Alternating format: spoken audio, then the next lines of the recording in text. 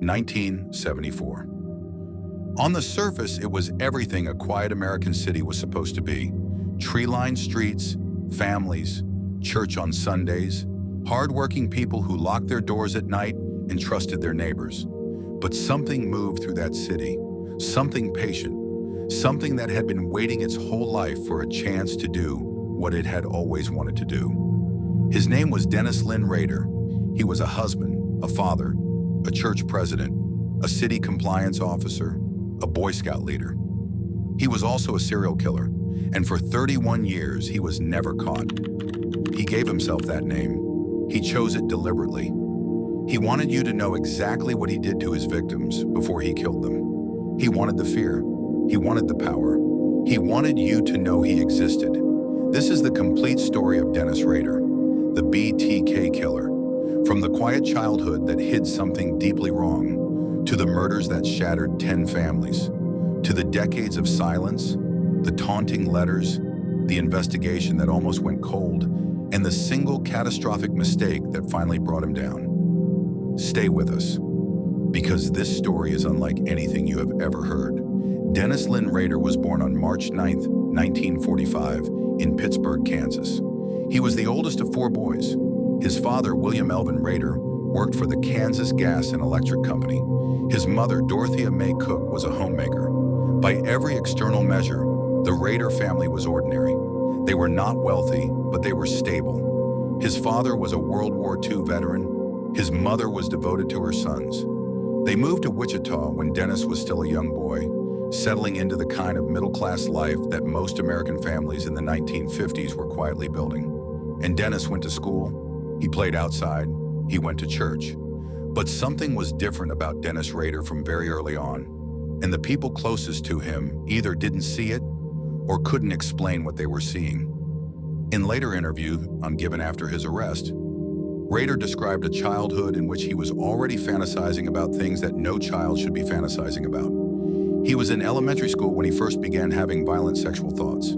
He described an obsession with bondage, with control, with power over another person. These were not passing thoughts. They were recurring. They were detailed. They grew more vivid as he got older. He talked about tying up animals, about looking at pictures in catalogs and imagining the women in them bound and helpless.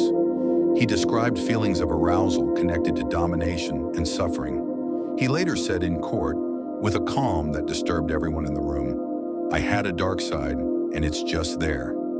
That dark side did not appear suddenly.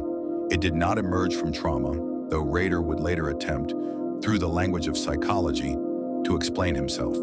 Investigators, prosecutors, and mental health professionals who studied him have consistently noted that Dennis Rader showed no signs of serious childhood abuse.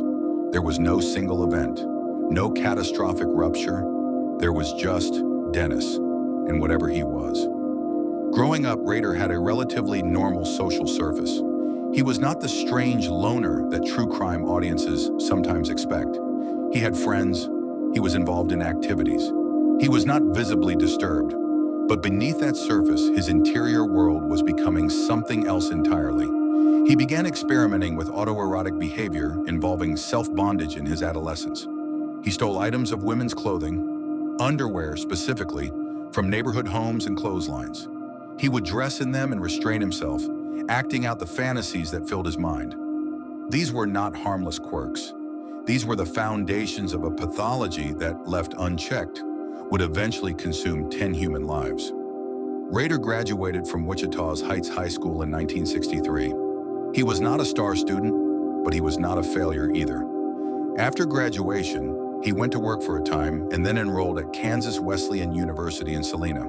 His grades were not strong enough to keep him there, and he eventually dropped out.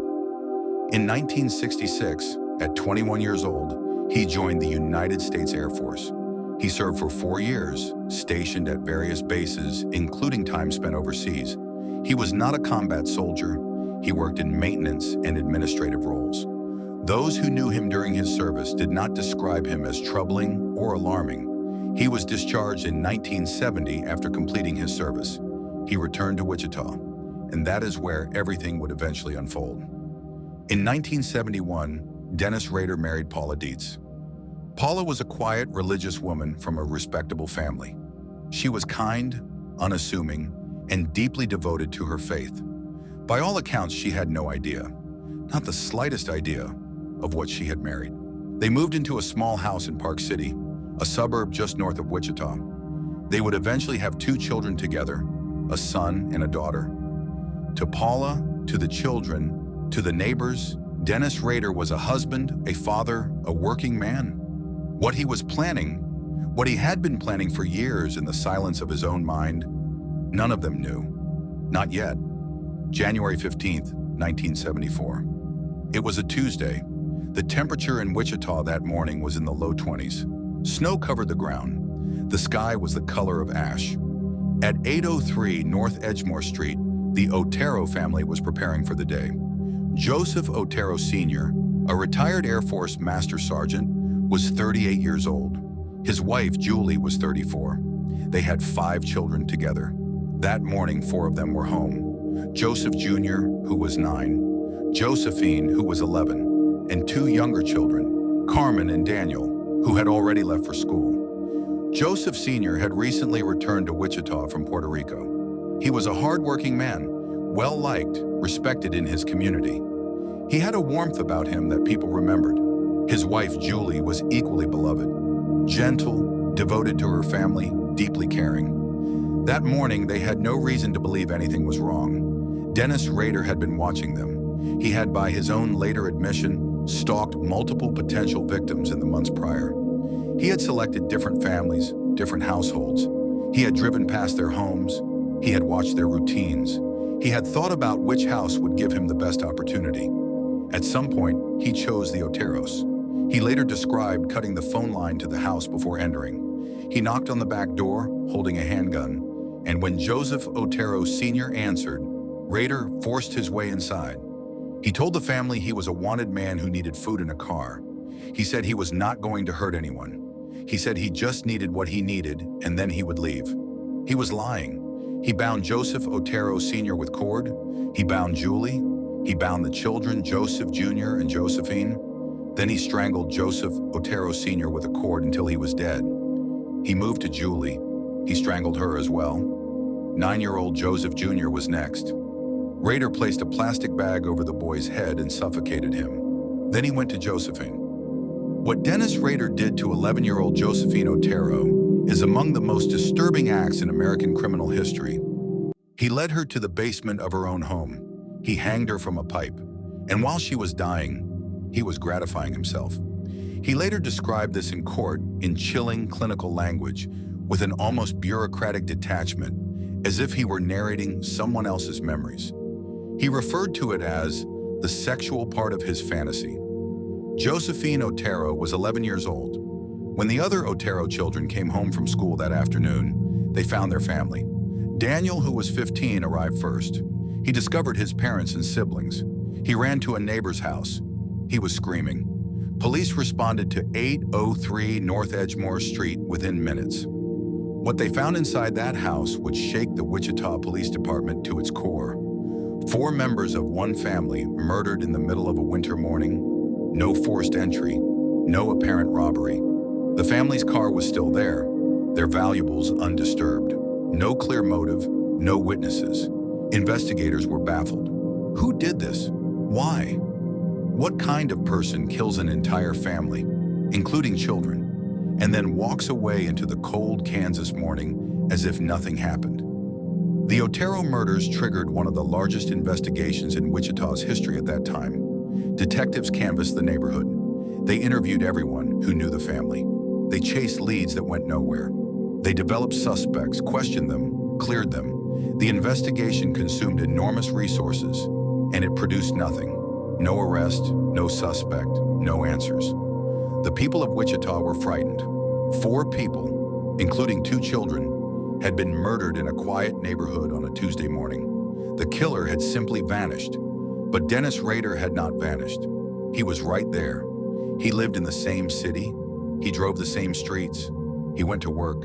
He came home to his wife and children. He sat in the same traffic as the detectives who were hunting for him. And he was already thinking about what he would do next.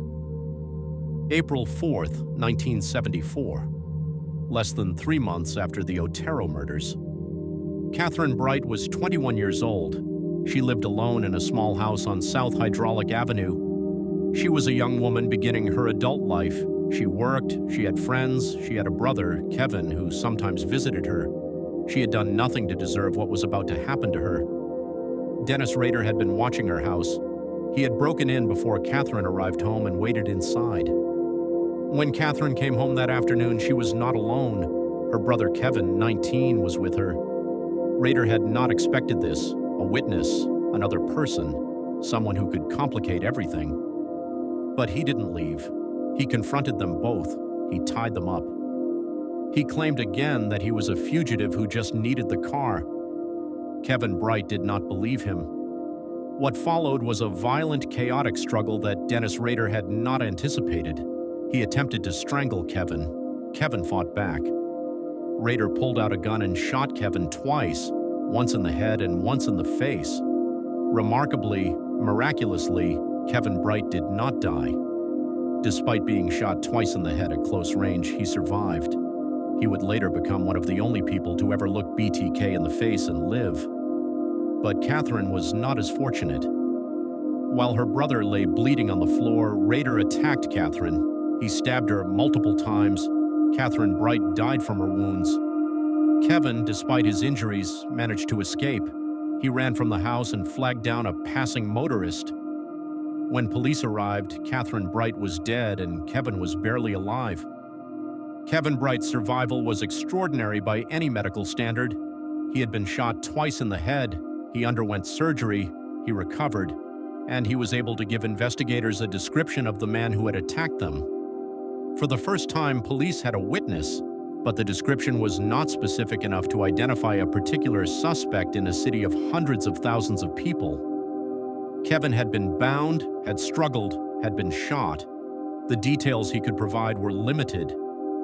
The Bright case was connected to the Otero murders by investigators based on the method, the cord, the binding, the approach. Wichita now had a pattern, a killer who bound his victims, who took his time, who appeared to have a specific way of operating, but still no name, no face, no arrest.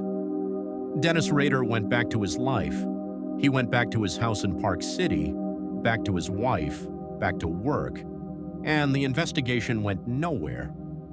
October 1974, Dennis Rader had committed 2 attacks, the Otero family in January, Catherine Bright in April, and had not been caught. But something was bothering him. The murders were not getting the attention he believed they deserved. The press was covering them, yes. The police investigation was active, but no one knew it was the same person. No one was talking about a single specific killer who was doing these things. Dennis Rader wanted credit. He wanted recognition. He wanted the city to know that one man was responsible for all of it, and that man was him. So he did something that investigators had never seen before. He wrote a letter. The letter was discovered inside a civil engineering textbook in the Wichita Public Library on October 22, 1974. It was addressed to the Wichita Eagle newspaper.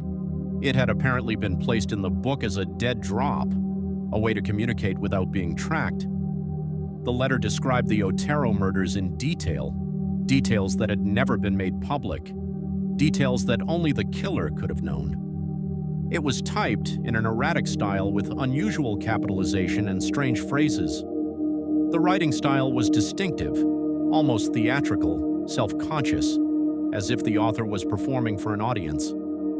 In the letter, Rader gave himself a name. He called himself BTK, bind, torture, kill. He wrote in his own words, "The code words for me will be, bind them, torture them, kill them, BTK, you see," he added again. "They will be on the next victim." The letter was published. Wichita woke up to the reality that the murders had been committed by a single killer, a killer who was proud of what he had done, who wanted the city to know his name and who was threatening to kill again. The fear that swept through Wichita in the fall of 1974 was immediate and intense. People bought extra locks, women were warned not to be alone, neighborhood watch groups formed overnight. The police department received an avalanche of tips, none of which led anywhere. And Dennis Rader watched all of it from the comfort of his suburban life and felt, by his own later admission, something close to satisfaction. He had introduced himself to the world. Now the world would have to reckon with him. March 17, 1977. 3 years had passed since the Otero murders. During those 3 years, Dennis Rader had been building his life. He enrolled at Wichita State University, eventually earning a degree in administration of justice in 1979. He and Paula were raising their children in Park City. He was working. To everyone who knew him, he was an ordinary man, but he had not stopped fantasizing. He had never stopped. On March 17, 1977, he acted again. His target was Shirley Vian. She was 24 years old. She lived alone with her 3 young children, Steve, Stephanie, and Bud, in a small house on North Hydraulic Avenue. Rader had initially been watching a different woman in the neighborhood, but the timing didn't work out. He saw Shirley instead, followed her to her home, and forced his way inside. What he found when he got there was not what he had planned for. Shirley had 3 small children with her. Rader was not deterred. He herded the children into a bathroom. He tied the door shut with a cord so they could not get out. He could hear them on the other side, crying, banging on the door, calling for their mother. He then bound Shirley Vian, placed a plastic bag over her head, and strangled her.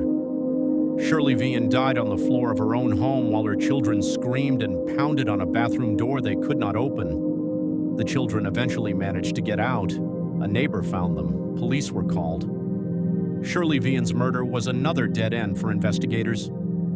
The method was consistent with the earlier murders: binding, plastic bags, strangulation, but the killer left nothing behind that could identify him. Wichita did not yet know that BTK had struck again, not until he told them. December 8, 1977, 9 months after Shirley Vian. Nancy Fox was 25 years old. She lived alone in a rented house on South Pershing Avenue. She had a boyfriend. She had a life. She was a young woman who had done absolutely nothing to bring this upon herself. Dennis Rader had spent time stalking her. He had broken into her house beforehand. He had gone through her belongings. He had taken her personal items as what he later called trophies. He had been in her home without her knowledge multiple times before the night he chose to kill her. On December 8th, he waited for her to come home. When Nancy arrived, Rader was inside. He confronted her, restrained her, and then strangled her with a nylon stocking. Nancy Fox was dead. Rader then did something that revealed his psychology more clearly than almost anything else he had done.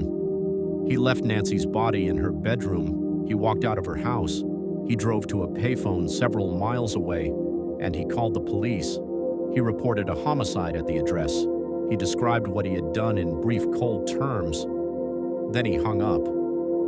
The call was traced to a phone booth, but Rader was already gone. Police arrived at Nancy Fox's home and found her exactly as Rader had described. The call would become one of the most discussed pieces of evidence in the entire BTK case. A killer who committed murder and then reported it himself, not out of guilt, but because he wanted the response. He wanted to watch the machinery of law enforcement move because of something he had done. Following the Nancy Fox murder, BTK wrote another letter. This one was mailed to a Wichita television station. It described all 3 of the recent murders, Vian, Fox, and referenced the Otero case as well. It included a poem that Rader had written about Nancy Fox's death, a poem that he was proud of. The poem was disturbing in its specificity and in its tone, a killer narrating his own crime with the self-satisfied air of someone who believed his work deserved literary recognition. Investigators now had multiple letters, multiple murders, and not a single solid lead. BTK was escalating his communication. He was becoming bolder, but he was also being careful. He would not make a mistake for another 27 years. By the late 1970s, the BTK investigation had become one of the most complex and frustrating cases in American law enforcement history. The Wichita Police Department had assembled a task force. They had received thousands of tips. They had interviewed hundreds of people. They had analyzed every letter, every detail, every piece of evidence collected from every crime scene, and they had nothing that pointed clearly to a single identifiable suspect. What they did have was a profile. Based on the letters, the method of operation, and input from behavioral analysts, including consultants connected to the FBI's emerging criminal profiling unit, investigators believed BTK was a white male, probably between 25 and 40 years old. He was likely organized, methodical, and intelligent. He probably lived or worked in or around Wichita. He may have had some connection to law enforcement or the military, given the precision of his approach. All of that was accurate, but accurate profiles don't produce arrests. You need a name, and no one had a name. In 1979, BTK wrote another letter. This one was addressed to a woman named Anna Williams, who lived on South Pinecrest Street.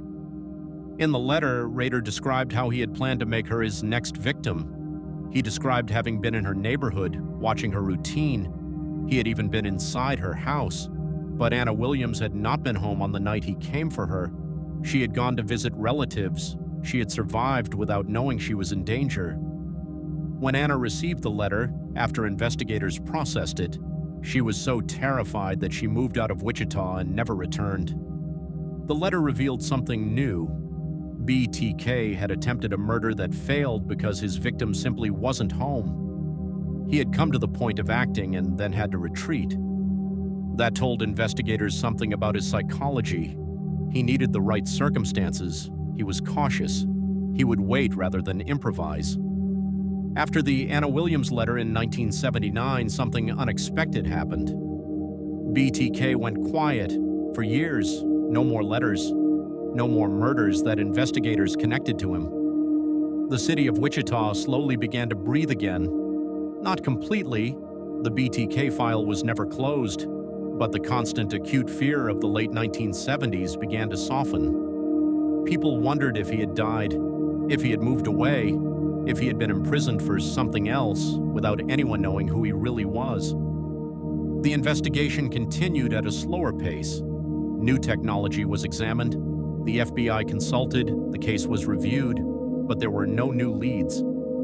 The years passed, and Dennis Rader lived his life. The 1980s came. Dennis Rader graduated from Wichita State University with his degree in 1979. He took a job as a compliance supervisor for the city of Park City, the small suburb where he lived with his family.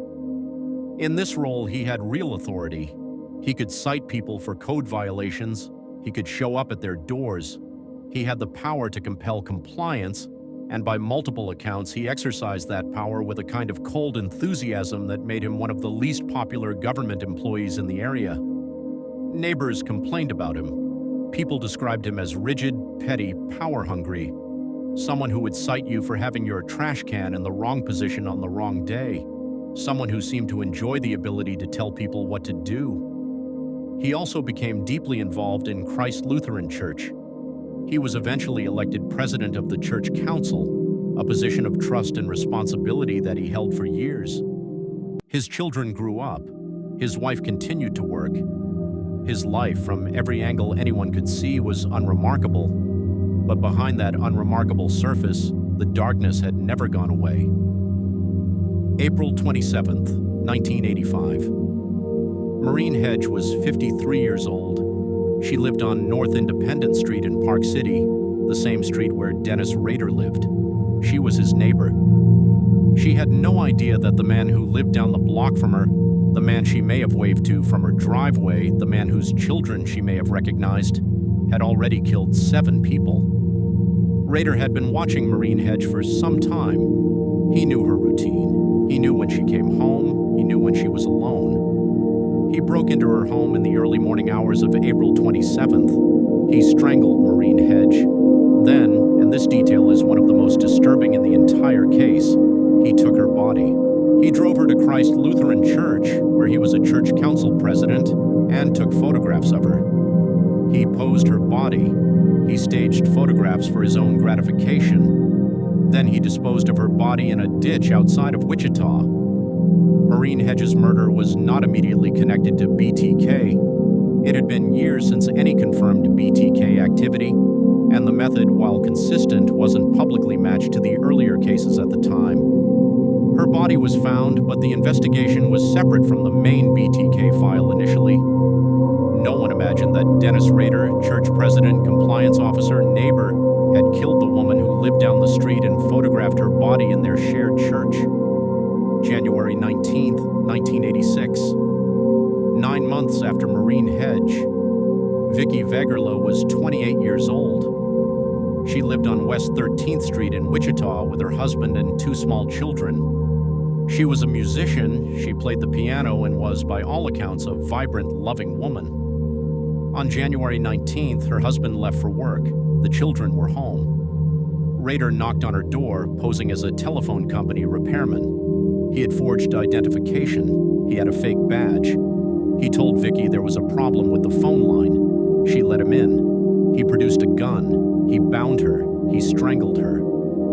Then he took her car and drove it a few blocks away, abandoning it, and walked back to his own vehicle. When Vicky's husband came home, he found his wife dead and his children unharmed. The Vegerla case was initially investigated as a potential domestic homicide. This was not unusual. Statistically, when a married woman is killed in her home, the husband is the first suspect examined.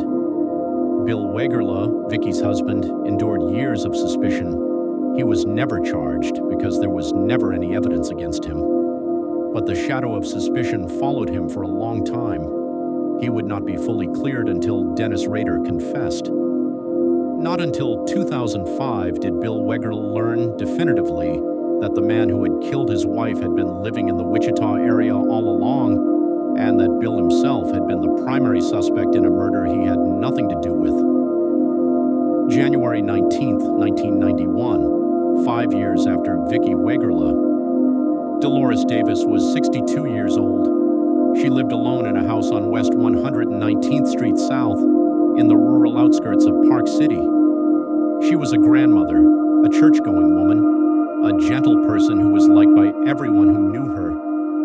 She was alone on the night Dennis Rader came for her. He broke a glass block next to her door to get inside. He bound her, he strangled her, and then again, he took her body. He drove to a bridge over the Big Arkansas River and threw her body off it. Her remains were found later. Dolores Davis was the 10th and final victim of Dennis Lynn Rader. She was killed 17 years after Joseph Otero Sr. had opened his back door on a January morning in 1974 and found a man holding a gun. In those 17 years, Dennis Rader had killed 10 people. He had written letters to newspapers and television stations. He had been investigated. He had been profiled. He had been feared by an entire city, and he had never been caught. After the death of Dolores Davis in January 1991, BTK went silent again. This time, the silence would last for 13 years.